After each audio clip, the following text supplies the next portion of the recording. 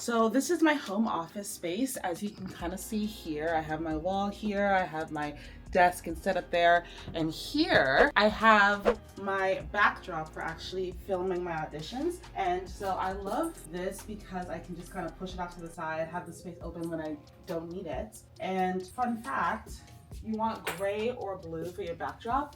And I got these curtains from IKEA, and I like that they're floor to ceiling, so I can, film everything I need to and not worry about having any spaces or not having enough room. There is obviously like this line in the middle, but honestly I don't think that's a big deal. And then I have this ring light that gives me the best lighting. Just need to plug her in.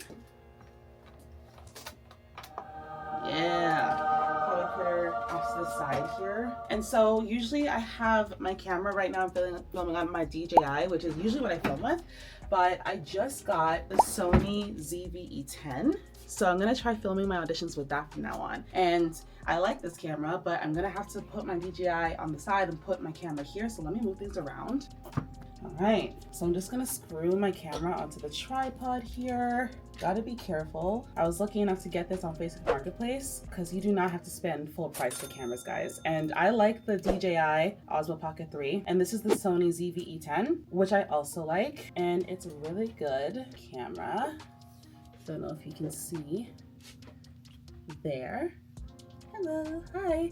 So I'm gonna put that here, and I can flip out the display and look at myself like this. But there's no SD card, so I'll have to put the SD card in there. So I have everything I need. Now I just need to look at the breakdown. So let's talk about that. So when you get an audition, you usually get a breakdown, and it depends on what platform you're on, but it usually has the basics like the title of the project that you're auditioning for. And usually it's just like the category. So for example, project beer or project gaming or project food or something like that. It'll tell you if it's non-union or union. It'll tell you how long they plan to run the spot for, whether it's a year or 2 years, where they're going to run it, if it's North America, Europe, Asia, that kind of thing, and what your buyout includes. And so your buyout is how much money they'll give you for using your likeness in their spot for that term of time. So it depends on what platforms they want to use it on. So it could be for social, it could be for print, it could be for out of home, digital out of home, it could be for broadcast, which is TV. So it depends. So it'll tell you what your buyout is included for. And then it might tell you conflicts. So if you have done a commercial for a competing beer brand or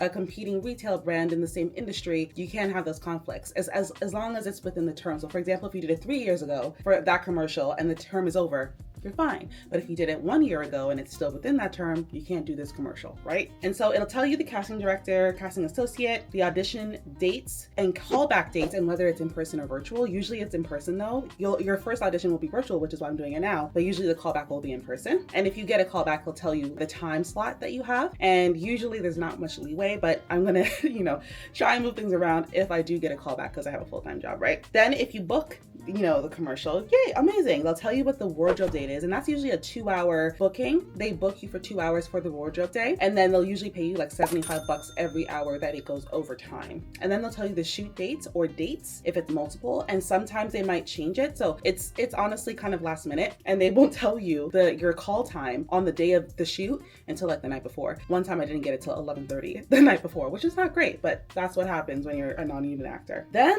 they'll tell you the rate of pay. So again, the fitting is usually a certain amount for the 2 hours, and then overtime is a certain amount per hour. The session is usually around $600 for 10 hours. And then again, they'll pay you more for every hour that it goes overtime. And then they'll give you the buyout fee again, which is like using your likeness in the edit. So they'll pay you separately for the day, always, no matter what. They might not use the commercial, or they might not put you in the commercial because they're, editing, cutting stuff around. So you might not get the buyout. But if you're like the lead, for example, chances are you'll get the buyout unless they don't run the commercial, which would suck, right? But chances are you will be in the final edit, so you'll get the buyout if you're a lead. But if you're a background actor, or if you're just one of the supporting characters, you might not be in it. So a buyout isn't guaranteed, but the hope is that you will get a buyout, right? And unfortunately, they will not send you the ad when it's released because you're like the bottom of the totem pole. They don't care. So you kind of have to hunt for it. And many times people told me, hey, I saw you in this ad on TV or TikTok or whatever. I didn't even know it was out. And I asked them, oh, can you send it to me? And then I see that I'm in it. So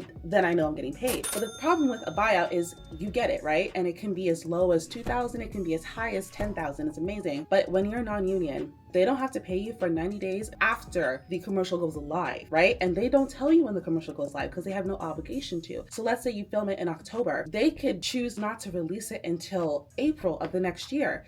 That's totally their choice. And then they have 90 days past April to pay you. And so I'll give you an example. One time I did a commercial for a microphone company years ago, and it was in summer, like early August. And I got paid the session fee within 3 months after we did the shoot. But then I never got the buyout. So I thought, oh, they must have never released it because I was the lead. So if I didn't get the buyout, that means they must have not released a commercial, because of course you would have me in the commercial if it did go out because I was the lead. I got the buyout 2 years later in a physical check. And I was kind of confused, first of all, because I'm like, I don't recognize this. What is this? What is this? I thought it was for something else. And then I realized, wait a minute, this is for something I shot 2 years ago. And unfortunately, my agent, along with many agents that represent non-union actors in Toronto, are very pissed about this because there's no protections for us actors who are non-union. They can just choose to never release it, or they can just choose to delay releasing it for as long as they want, and then we never get paid the buyout fee, which is so annoying. So right now, my agent and agents that she's trying to, collaborate with are trying to create some kind of guidelines,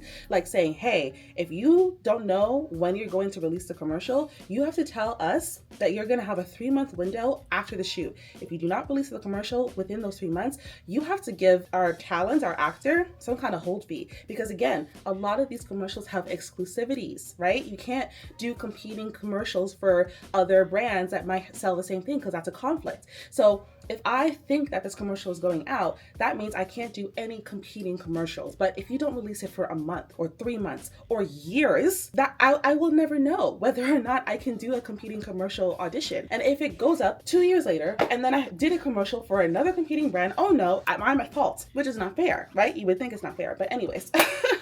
It's crazy. It's crazy. Continuing on with what's in the breakdown. After they tell you all that, they will tell you the role name, the description, and then auditioning instructions, which usually tells you like basics like film and landscape, and to do your slate such and such way. And your slate is usually just saying Jemilla Smith, film com talent, for example, like your name and who you're represented by. And then they'll tell you the sides, and sometimes there's no sides because sometimes it's just silent, like you're not saying anything. Or even if you are saying anything, it's like you don't need to really audition with words, right? So sometimes it's just an action, right? So for this one, for example, I do have words, but it's very short and quick and sweet. So I'll be done in like 10 minutes. I can do 3 different variations. And pro tip, always send at least 2 variations of your audition just to give them some variety so they can choose and see which one they like more. That'll give you a better chance of a callback. Okay, so now it's time to audition. I'm gonna go do my makeup, make sure my hair is good, and then we're gonna film. So let's audition. Okay, makeup is done. So I'm gonna have my glasses off for the audition, but I'm just gonna quickly look at the sides and then I'll take my glasses off. So yeah, please slate after performance.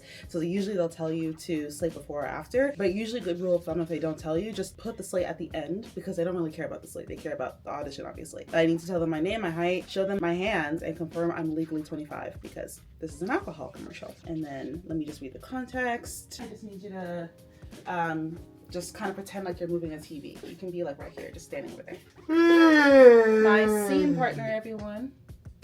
Yo, what's up? What's up, people?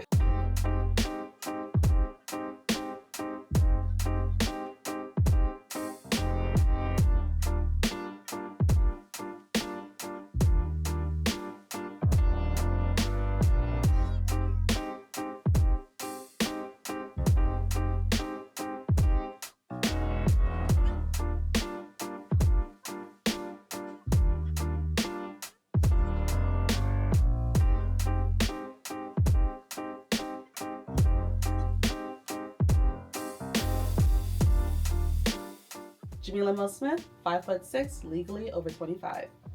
All right, done. And that's an audition. Thank you so much for watching. If I get this audition and book it, hopefully, fingers crossed, I will report back and tell you all about what it's like to go to a wardrobe fitting, to shoot, to get your hair and makeup done, what the prep is like for a Black woman to do her hair before a shoot, because there is prep, just so you know, and then what a typical shoot day is like, and then what happens after the fact. So thank you so much for watching. If you like this video, make sure to hit that like button, comment, and subscribe so you don't miss any future videos on what it's like to be a multi-hyphenate creative in Toronto. I'll see you in the next video. Bye.